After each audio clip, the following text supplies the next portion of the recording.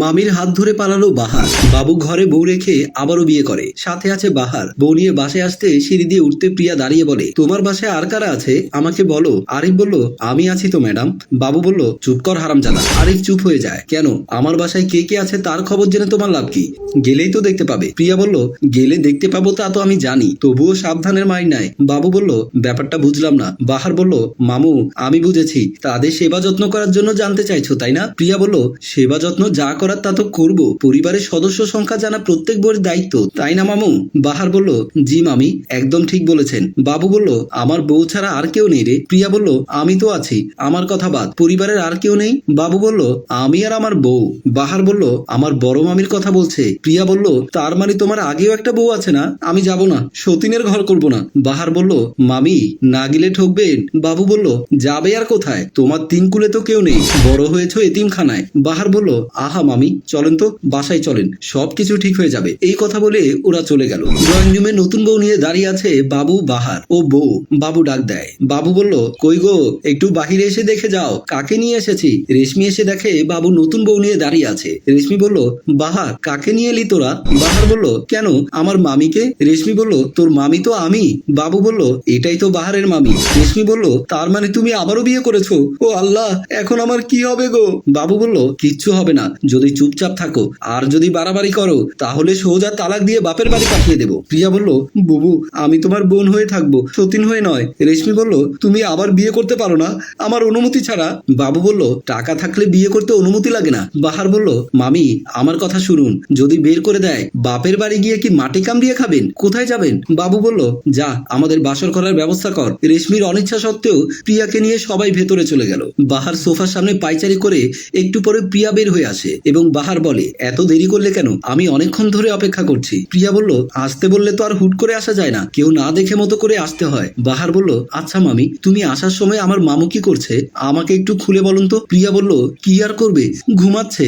বাহার বলল, আচ্ছা মামি, কিভাবে ঘুমাচ্ছে, উপুর হয়ে নাকি চিত হয়ে ঘুমাচ্ছে বলতে পারেন? প্রিয়া বলল, তোমার মামুর চোখে কি আর এত তাড়াতাড়ি ঘুম আসবে? আমি মাথায় হাত বুলাতে বুলাতে ঘুম পাড়িয়েছি। আচ্ছা কি যেন বলবে বলেছিলে, বলো না। বাহার বলল, মামি এটা তো এখানে বলতে পারবো না, গোপন জায়গায় বসে বলতে হবে। প্রিয়া বলল, গোপন জায়গা বলতে মানে? বাহার বলল, মধ্যরাতে আমার রুমে আসবে, আমি সব কিছু উজাড় করে দেব, কিন্তু আজ রাতে। এই কথা বলে তারা যে যার মতো করে চলে গেল। কিছুদিন পর রেশমি ও প্রিয়া তারা সোফায় বসে দুজনে কথা বলছিল। এমন সময় বাবু 3 নম্বর বউকে নিয়ে বাসায় আসে। বলে, এরা তোমার বড় বুবু মেজো বুবু, এদেরকে সালাম করো। রেশমি বলল, না আমাদের সালাম করতে হবে না, আমার স্বামী যখন তোমাকে বিয়ে করে এনেছে তখন আমরা শত বাধা দিলেও মানবে না। প্রিয়া বলল, আমার জামাই হলো গরিবের জামাই, আমার বাবার 2টি কিডনি ড্যামেজ হয়ে গেছে, টাকার বিনিময়ে আমার বাবার একটি কিডনির ব্যবস্থা করে দেয় আমার জামাই, তাই তো আমার বাবার ইচ্ছে বিয়েটা করতে হয়েছে। আমি আমার বাবার জন্য আমার জীবনটা বিসর্জন দিলাম। বাবু বলল, অনেক বড় লেকচার দিয়ে ফেলেছিস, এখন আমাদের বাসর করার ব্যবস্থা কর।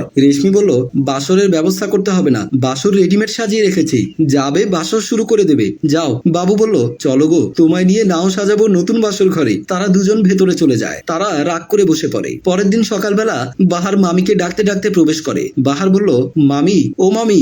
রেশমি এসে বলে, কিরে বাহার এমন করে ডাকছিস কেন? মামি, আমার সর্বনাশ হয়েছে বলে মনে হয়। রেশমি বলল, কি সব বাজে কথা, তোর কিসের সর্বনাশ হবে, আমায় খুলে বল। বাহার বলল, আমার কলিজাকে কোথাও খুঁজে পাচ্ছি না, আমি আমার কলিজাকে ছাড়া বাঁচবো না। রেশমি বলল, তোর কলিজাকে সব জায়গায় খোঁজ করেছিস তো? বাহার বলল, কোনো জায়গা বাকি রাখিনি। রেশমি বলল, ভালো করে খোঁজ লাগা, তোর কলিজাকে খুঁজে বের করতে হবে। বাহার বলল, আচ্ছা মামি, আমার মেঝো মামি কোথায়? রেশমি বলল, তোর মেঝো মামি বাসাই তো নাই, হয়তো ছাদের উপরে হাঁটতে গেছে।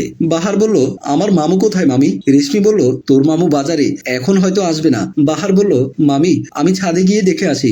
বাহার ছাদে চলে যায়। মামি ভেতরে চলে যায়। বাহার ছাদে উঠে মিম বাহিরের প্রাকৃতিক দৃশ্য দেখছে। এর মাঝে বাহার মামির পেছনে গিয়ে বলে, মামি আমি তো আমার প্রিয় তোমাকে হারিয়ে ফেলেছি, আমার এই জীবন রেখে লাভ কি? আমাকে অল্প বিষ এনে দেন, আমি খেয়ে এই পৃথিবীর মায়া ত্যাগ করি, আমি আমার প্রিয় তোমাকে ছাড়া বেঁচে থেকে লাভ কি? মামি তুমি নীরব কেন? সেদিন রাতে তুমিই তো বলেছিলে আমাদের 4 হাত এক করে দেবার জন্য, তোমার যা করা লাগবে করবে, তাহলে এখন কেন নীরবতা পালন করছো? তাহলে কি আমি ধরে নেব আমার প্রিয় তোমার মতো কথা দিয়ে কথা রাখবে না? তাহলে কি আমি ভেবে নেব তার মতো বিশ্বাসঘাতক? এই কথা শুনে মিম বাহারের দিকে ফিরতে বাহার যেন মাথায় আকাশ ভেঙে পড়লো। বাহার বলল, মিম তুমি এখানে? আর তোমাকে কত জায়গায় খুঁজেছি, তুমি পারলে আমার সাথে প্রতারণা করতে। মিম বলল, তোমাকে কতবার বলেছি আমাকে বিয়ে করতে, পারলে তুমি আমার বাবার কাছে একটিবার বিয়ে প্রস্তাব নিয়ে যেতে পারোনি, তাই তো আমার বাবা আমাকে তোমার মামার সাথে বিয়ে দিয়ে দিয়েছে। বাহার বলল, মিম আরেকটা কাজ করতে পারবে, আমাকে একটু বিষ এনে দিতে পারবে? মিম বলল, আমার কাছে বিষ আনা আছে, চলো নিচে। মিম বাহারের হাত ধরে নিয়ে গেল। বাহারকে নিয়ে মিম ড্রয়িং রুমে আসে। বাহার মিমের কাছে বিষ চায়। বাহার বলল, কই দাও, আমাকে বিষ দাও। মিম বলল, দেব তো, আমি চাই তুমি বিষ খেয়ে মরে যাও, কারণ তোমার মতো ভীতু পুরুষ বেঁচে থেকে কি লাভ? মন চাইছে নিজের হাতে মেরে ফেলি। বাহার বলল, মিম তুমি আমাকে নিজের হাতে কি মারবে, আমি তো এমনিতেও মরে আছি। এরই মাঝে প্রিয়া ও রেশমি প্রবেশ করে প্রিয়া বলল, কিরে বাহার, তোরা এমন শুরু করলি কেন? বাহার বলল, বড় মামি, মামু কই, দেশে মেয়ের অভাব পড়েছে, মিমকে বিয়ে করতে হলো। রেশমি বলল, বাহার তোর মামু বলেছে তোর ছোট মামির জন্য বাসর ঘর সাজাতে। বাহার বলল, আমি মরে যেতে পারবো, কিন্তু আমার নিজের হাতে বাসর সাজিয়ে দিতে আমি পারবো না। এরই মাঝে বাবু প্রবেশ করে বলে, আজ রাতে মিমের সাথে বিয়ে হবে, তারপর বাসর হবে। বাহার বলল, মিমের বিয়ে হয়নি মামু, এ বিয়ে হবে না, মিমকে আমি বিয়ে করব, বাসর আমার সাথেই হবে। প্রিয়া বলল, বাহার তুমি অস্থির হয়েও না, আজ রাতে তোমার আর মিমের বিয়ে হবে, তারপর তোমাদের বাসর হবে। বাবু বলল, বাহার সঠিক সময়ে সঠিক সিদ্ধান্ত নিতে হয়। বাহার তোর মামি বিষয়টা আমাকে যদি না বলতো তাহলে আমি জানতাম না, তোর জীবন থেকে মূল্যবান সম্পদ চিরতরে হারিয়ে যেতে পারতো। আমাদের এই গল্প এখানে ইতি টানলাম। ধন্যবাদ। রচনা ও পরিচালনায় আয়ুব মাহমুদ টেম্পু, প্রযোজনায় FA নয়ন চৌধুরী।